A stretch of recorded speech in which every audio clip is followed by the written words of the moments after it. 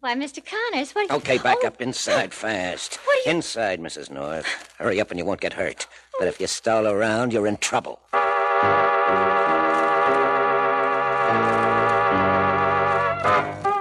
Mr. and Mrs. North, starring Alice Frost and Joseph Curtin. Listen as Pam and Jerry solve the mystery, Wheel of Chance.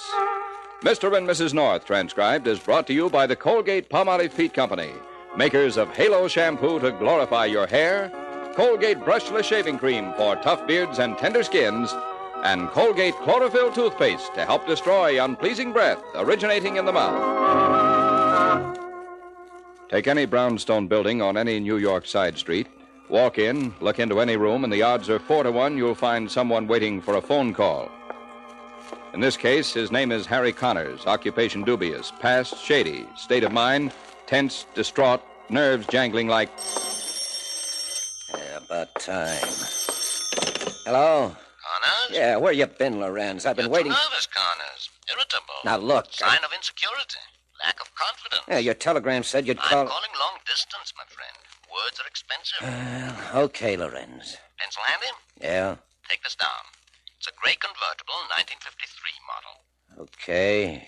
New York license plate? Yes, license number 24S373. 24S373. You can learn the name of the owner from the Motor Vehicle Bureau, or whatever it's called in New York City. Now, that'll be easy. You'll find our prize in the left front wheel. Understand? The left front wheel. Okay. Car should be in New York within the next 48 hours. A young couple driving. They went through customs here at the border 2 days ago. No trouble. Why should there be trouble? They seemed like such respectable people.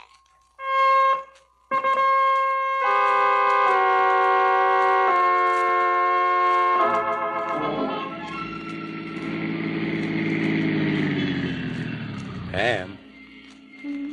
Pam. Oh, I must have dozed off. Where are we? Home. Vacation's over. Home? Mm-hmm. Oh, Jerry, I couldn't have slept that long. You slept through half of New Jersey and most of the Bronx. Oh, impossible. I wasn't sleepy. You must have been driving too fast again. Only as fast as the law allows. Grab the little suitcase, dear. I'll get the others. 3 glorious weeks across the border, and now this. I'll help you upstairs with the luggage and then run the car down to the garage. What for? Needs a tune-up. I'd like to have it sometime tomorrow. Excuse me, folks. Yes? You're tenants in this building, aren't you? Yes, we are. Well, me too. I just signed a lease this morning. Well, that's very nice. I'm kind of getting acquainted with the neighborhood. From out of town, you know, and I can't get used to this New York parking situation. Well, just between us, you never will. Any place around here a guy can keep his car without getting a ticket or a dented fender? Well, Jerry usually keeps ours on that street behind the building, don't you, dear? There's usually a space or two there. Oh, well, thanks. That's good to know. Oh, here, let me hold that door for you. Oh, thank you, Mr. Connors. Well, good luck in your new apartment, Mr. Connors. Oh, thank you, Mr. North. I'll be seeing you around. Right. Come on, Pam. I want to get to the garage. Pam. Jerry. Darling, the garage closes at... Jerry, do we know that man? Connors? No. Well, then how in the world did he know our name?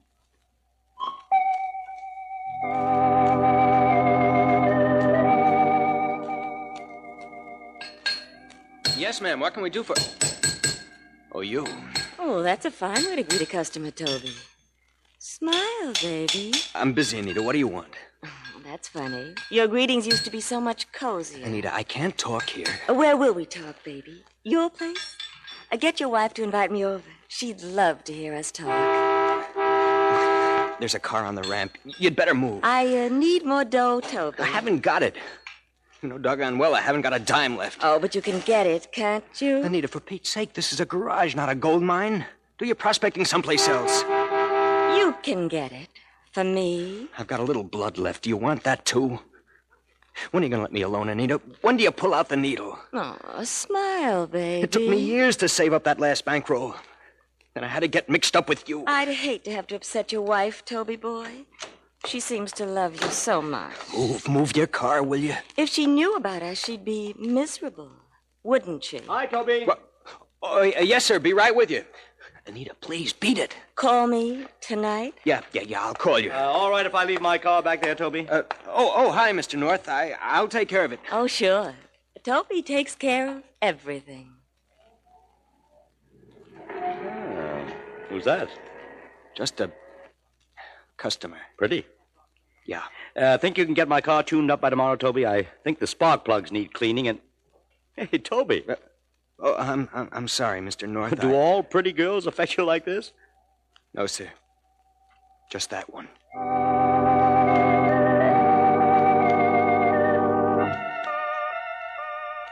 Pam. Pam, wake up. Oh, what time is it? Late. Time to go to bed. Oh, isn't this awful? 3 weeks vacation, and then I do nothing but sleep for 3 days after it. Oh, scratch my back, will you, dear? Okay. Good. Now, a little higher. Yeah, how's this? Oh, wonderful. We ought to take vacations more often, Jerry. You've only been home 3 days, Mrs. North. A little to the left Oh. here. That's it. 2 vacations a year. We'd be healthier. And dead broke. Now, who the devil can that be? Oh, I'll get it. All right. Just a minute. Why, Mr. Conn. Okay, back up inside fast. What are you Inside, I said. Now, hurry up and you won't get hurt. This gun isn't made of chocolate. Well, isn't it rather late to be visiting, Mr. Connors? Who is it, dear? Don't answer. Let him come in. Hey, Pam. Who's at the door? What? Come on in, North. Sit down. Hey, what is this? Sit down. You too, beautiful. Yes, sir. What do you want, Connors? Why the gun? It's not chocolate, Jerry. Now, where is it? Where's what? Don't get cute. It's gone. What'd you do with it? I'm afraid I don't know what you're talking about, Now, look, Connors. you two. It was under your hubcap when you crossed the border. It's not there now. I'm warning you, it's important enough to kill for. So let's have it now. We haven't got it. Then get it. But Now. Mr. Connors, we wouldn't keep a thing like that around the house. It Pam, might go. what are you... Okay, so you got it stashed away. I'll give you 1 hour to unstash it. At this time of night? Well, everything is closed, Mr. Connors. All right, I'll give you till noon tomorrow. Oh, we'll need more time than Noon that. tomorrow. And I warn you, no funny stuff. You'll be watched, you'll be tailed, you'll... Really, Mr. Connors. Noon tomorrow. And like I said, it's important enough to kill for.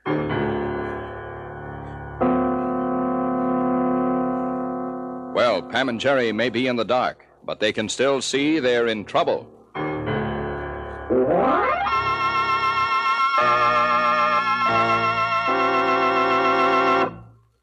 Men, want real shaving satisfaction at a big bargain? Then take advantage of Colgate Shaving Cream's special offer at your dealers now. Here's what you get. A large-sized tube of Colgate Lather or Colgate Brushless Shaving Cream free of extra cost when you buy the giant-sized tube of Lather or Brushless at regular price. That's right, your choice of a large-sized tube of Colgate Lather or Brushless Shaving Cream free of extra cost. For you Lather Shave Cream fans, you'll find nothing beats those clean, close, million-bubble shaves you get with Colgate Lather Shaving Cream. And you men who prefer a brushless cream, light and fluffy Colgate Brushless is the easy way, not the greasy way, for shaving tough beards and tender skin. Whatever your choice, lather or brushless, take advantage of Colgate Shaving Cream's special offer now. A large-sized tube of Colgate Lather or Brushless free of extra cost when you buy the giant size at regular price. Do it now while dealer supplies of the special pack last.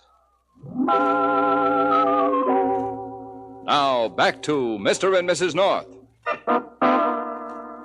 Okay, now, what did this guy look like? Well, Bill, he was rather nondescript. He was a little shorter than Jerry, but heavier. Medium brown hair, was wearing a gray fedora and a light tan suit. And the gun. But, Bill, what in the world could possibly be hidden in the hubcap of our car? Oh, anything, Pam. At least anything flat and thin. But how could it have got there? Well, anybody could have pried the cap off while the car was parked. But why, dear, and who? Hey, Bill. What? Wait a minute. Wait just 1 minute. The garage. The garage? Where I took the car for a tune-up. We didn't have a flat. No, but at a lot of garages, it's routine to check the brake lining. Oh. You'd have to pull a wheel to... Toby may have found something. Who's Toby? The mechanic.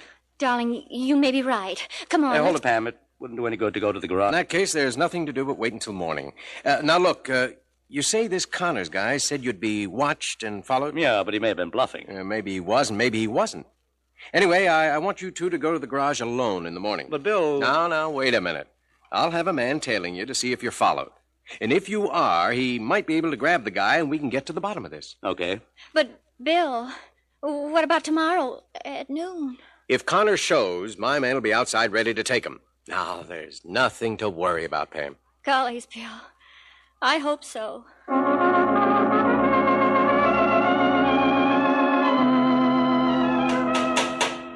I'm sure sorry, Mr. North. You said you just wanted a tune-up. You didn't tell me to check the brakes. Well, I thought you'd check him anyway, Toby. Sometimes we do, sometimes we don't. It depends on how busy we are. I'll be glad to look them over for you if you want. Toby, didn't you even look under the hubcaps? Oh, no, ma'am. Hubcaps? You know, on the wheels. Oh, hubcaps. Were you the only one to work on the car, Toby? Yes, sir. We've been kind of short-handed here lately. And you didn't find anything? Nothing at all? A couple of bum spark plugs. Are they thin and flat? Pam. Well, It's okay, Toby. We just thought maybe... Mr. North, if those brakes are bad or if you're not satisfied, I'll be glad No, nothing like that. We just lost something and, well, you know. Oh. Anything important? Yes, but don't worry about it. Well, what was it? Oh, nothing important. What? But if you find anything that looks like it came out from under a hubcap, let us know right away, will you, Toby? It's important.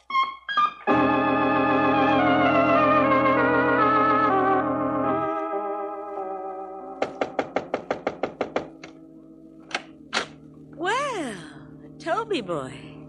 Hello, Anita. Just like old times, Come on in. Aren't you AWOL from that grease pit you work in? Yeah. Sit down. Thanks, I'll stand. Oh, come on. Sit here. I'll stand. Okay, what do you want? I want you to get out of town, out of my life. Smile, baby. I mean it. I made a big mistake getting mixed up with you. I paid plenty for it. Now I'm telling you, get out of my life. I can't. Yes, you can. I need expense money. You'll get it. From you? Yeah. My last installment. Final payment. You said you were broke. I am. But I struck gold. In that garage? In that garage, under the hubcap of a car. Don't make jokes, Toby boy. I'm getting tired of Look. you. What is it? Microfilm. The Norths went on a vacation, they said, across the border. They slipped this under a hubcap so the customs inspectors wouldn't find it, but they slipped up. I got to it before they could use it. Let's see. Let me see. A whole spool of film, full of spy stuff. Names, addresses, even pictures of enemy agents working in this area. And their contacts across the border. You sure it belongs to them? Well, they came in looking for it just an hour ago. It's dynamite. It's worth a fortune. It'll even pay your fare right out of my life. Yeah. Yeah, it sure will. What are you going to do with it, baby?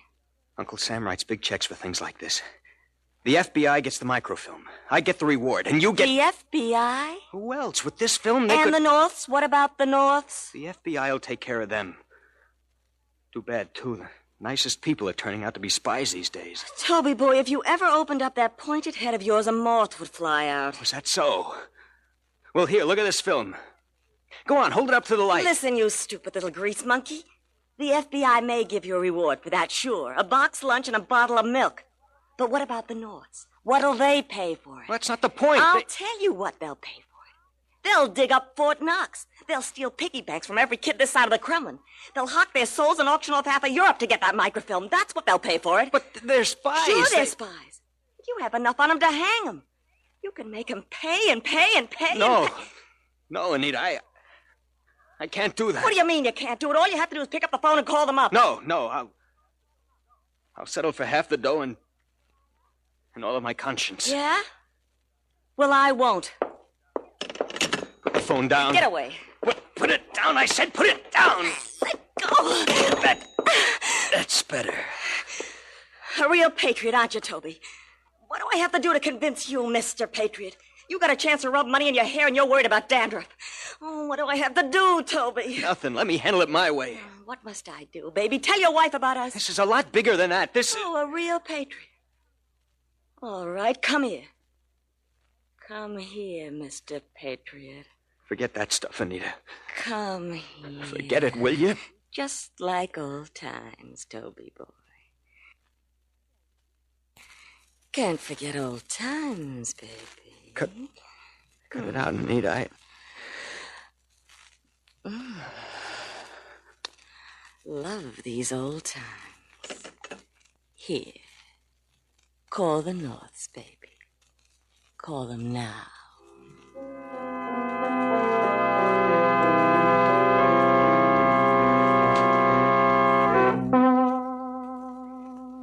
And you were completely in the clear, Jerry. My man didn't spot anyone tailing you. Are you sure? Oh, not a chance. Now, what about the mechanic? You think he was telling the truth about not finding anything? It was hard to tell, Bill. He seemed a little flustered. Well, that might not mean anything.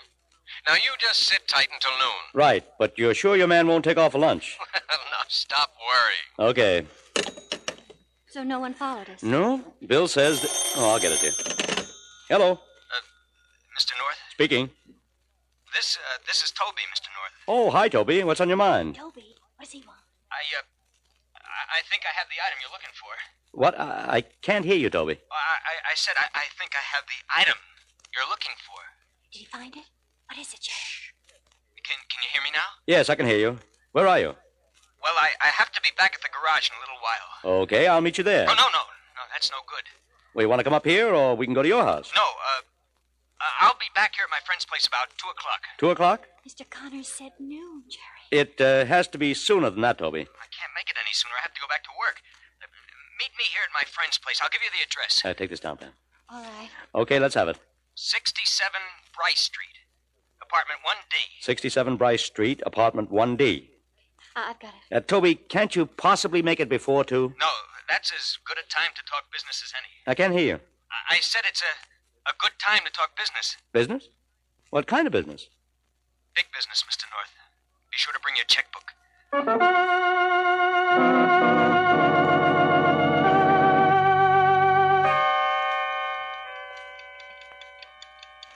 Jerry. Look at the time. Yeah. 10 minutes before noon. Where's Bill's man? At the back door. How's he going to know when Mr. Connors comes in? He can hear the buzzer. Is the back door unlocked? Mm-hmm. Are you sure? Positive. Shouldn't we check it again? Relax, Pam. It'll all be over in 10 minutes. Bill's man can't get in that back door. It certainly will. Jerry, look. Noon, straight up. Oh, why does he have to be so prompt? Well, here goes. You wait here, dear. Oh, no. Wait there. I wish you'd have checked the back door. Jerry? Jerry! Jerry, why won't you answer me?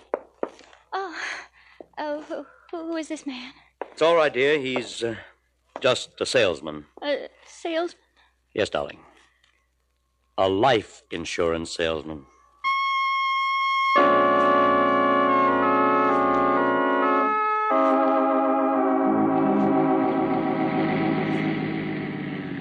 '63, '65. Oh, here, 67. Here's the house. Apparently Bill isn't here yet. I don't see his car. What time is it? 2 o'clock exactly. We'd better get up and see Toby. On the contrary, we'd better wait for Bill. Well, he knows the address and the apartment number, doesn't he? I gave them to him when I telephoned after Connors didn't show up. Well, then, let's go up and talk to Toby. Bill will be along. All right, dear. I'm too tired to argue. Why do you suppose that man Connors didn't show up at noon? Only 2 reasons I can think of. Either he got what he wanted or he knows we don't have it. Toby says he has it. Anyway, I'd feel better if I knew where Mr. Connors was. Yeah, so would I. Jerry, wait. Before you close the door. What? That taxi across the street. I could swear it's been following us. At least it looks just like the one I kept seeing in the rearview mirror. Darling, there are probably a couple of 1,000 taxicabs like that, all the same color, yellow. Well, Besides, if it's been following us, it's probably Sergeant What's-His-Name, Bill's man. Come on. Toby's friend lives on the first floor. Must be down this way. 1B, 1C. Here it is.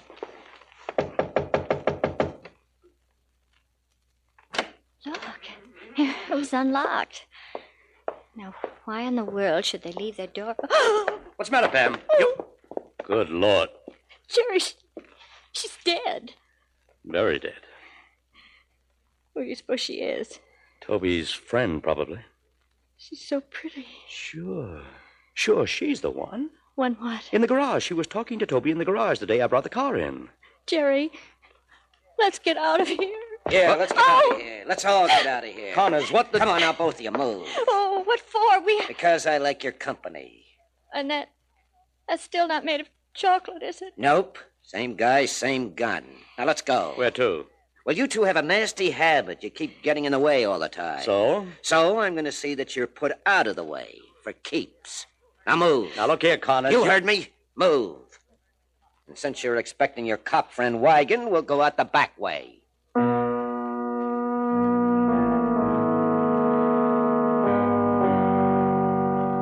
Well, Harry Connors seems to have a talent for appearing in the wrong place, as well as at the wrong time.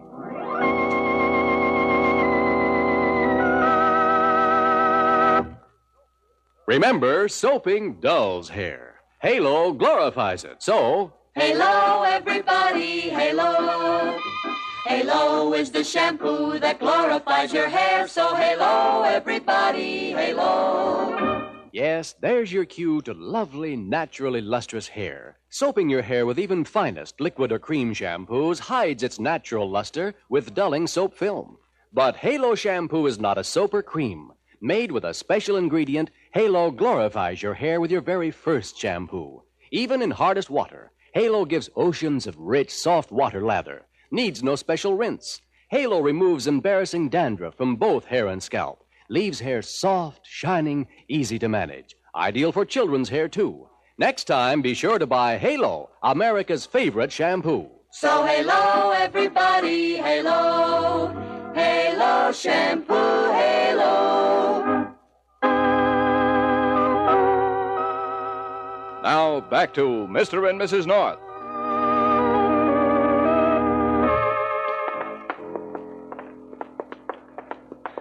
Why have you brought us to this warehouse? You'll find out, Mrs. North. All right, hold it. Who's that? Connors. Well, Connors, what are these people doing here? I had to bring him, Lorenz. We'll decide that later. Inside. You found the film? Right here.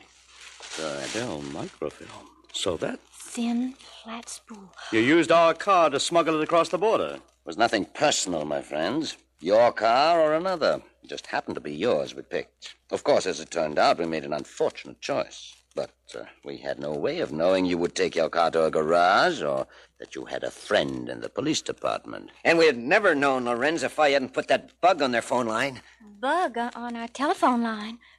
What do you mean by that? He means he tapped our phone. So that's how you knew that we'd contacted the police and that Connors Toby is a man of varied and useful talents. Aren't you, Harry? Well, I got the film for you, didn't I? Okay, you've got your film. Now what? You brought them, Connors. What do you suggest? Well, I don't know. You must have had something in mind. No, look, Lorenz, I told you I had to bring him. I didn't have time to think. I just had to get out of there. Out of where? Lorenz, will you stop talking? Connors. I have the feeling something has happened that I should be told about. No, Lorenz. Not unless you already know about the killing. Killing? Shut up, will you? What killing? Don't listen to her, Lorenz. What killing, Connors? What killing? The killing at 67 Bryce Street, apartment 1D, Lorenz. 67 Bryce? Connors, what's this all about? Well, I had to do it, Lorenz. I had to. A dame got hold of the film. She wouldn't give it up. Fool. Well, you wanted the film, didn't you? You stupid. Before I could get out, these two walked in. I told you I wouldn't tolerate bad judgment, Connors. A murder at this stage of our work can only attract attention. I told you we had to work quietly, unnoticed, unseen. I know. You knew, yes, you knew, but that isn't what you did. You've killed one person, and you've brought two more here to be silenced somehow. It's a shame, Connors. A shame you tried so hard and failed so miserably. Now stay away, a Lorenz. little man and a big job. Connors, Stay away, I Get said. his gun. Get his gun. I'm warning you, Lorenz. Okay, watch it, you fool. Get it, Pam. Get the gun. I've got it. I've got it, Jerry. Lorenz, Let go of the gun. Connors, Okay. you bungling, brainless. Shut up. Will you shut up? Here. Take the gun, Jerry. Okay, Pam, and stay right where you are, Lorenz. This gun isn't made of chocolate. You can take Connor's word for it.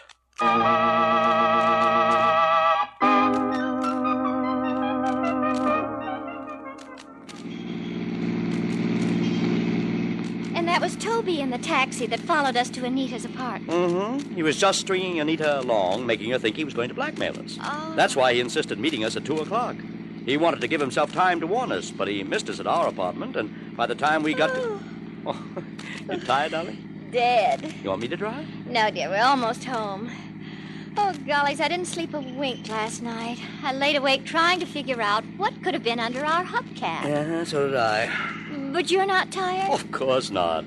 Holy smoke, if a person can't go to without sleep for one night, they must be getting old. Well, let's face it, Jerry. We are. Getting old? Oh, nonsense. I never felt better. I feel as young as... So I see. That yawn didn't mean a thing. No. No, it didn't. I'm just relaxed. That's all.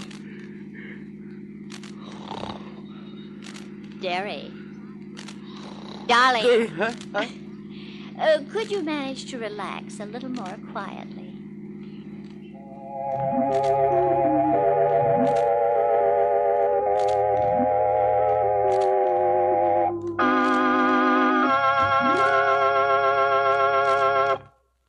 Colgate Chlorophyll Toothpaste. Destroys bad breath more effectively. Yes, clinical tests prove Colgate Chlorophyll Toothpaste destroys bad breath originating in the mouth more effectively, more thoroughly, and for a longer time than a non-chlorophyll toothpaste. These tests with actual cases, men and women who had unpleasing breath, proved Colgate Chlorophyll's longer-lasting protection. These men and women brushed their teeth just once, and periodic checks were made on each with a breath-measuring device called the osmoscope. Even hours later, Colgate Chlorophyll toothpaste was proved to give far greater reduction of unpleasing breath. Remember, one brushing with Colgate Chlorophyll rids your mouth of a high percentage of decay bacteria. And tests prove a chlorophyll toothpaste can reduce common gum trouble twice as fast as a non-chlorophyll toothpaste. So get the full benefits of a chlorophyll toothpaste. Get fresh-tasting Colgate Chlorophyll toothpaste. Every Tuesday night at this time, the Colgate-Palmolive Peat Company, makers of Halo Shampoo to glorify your hair, Colgate Brushless Shaving Cream for tough beards and tender skin, and Colgate Chlorophyll Toothpaste to help destroy unpleasing breath originating in the mouth, bring you Mr. and Mrs. North, transcribed, starring Joseph Curtin and Alice Frost. Be sure to join us again next week when Pam and Jerry encounter an angry mob with blood in its eye and a small-town sheriff with murder in his heart in the mystery, License to Kill.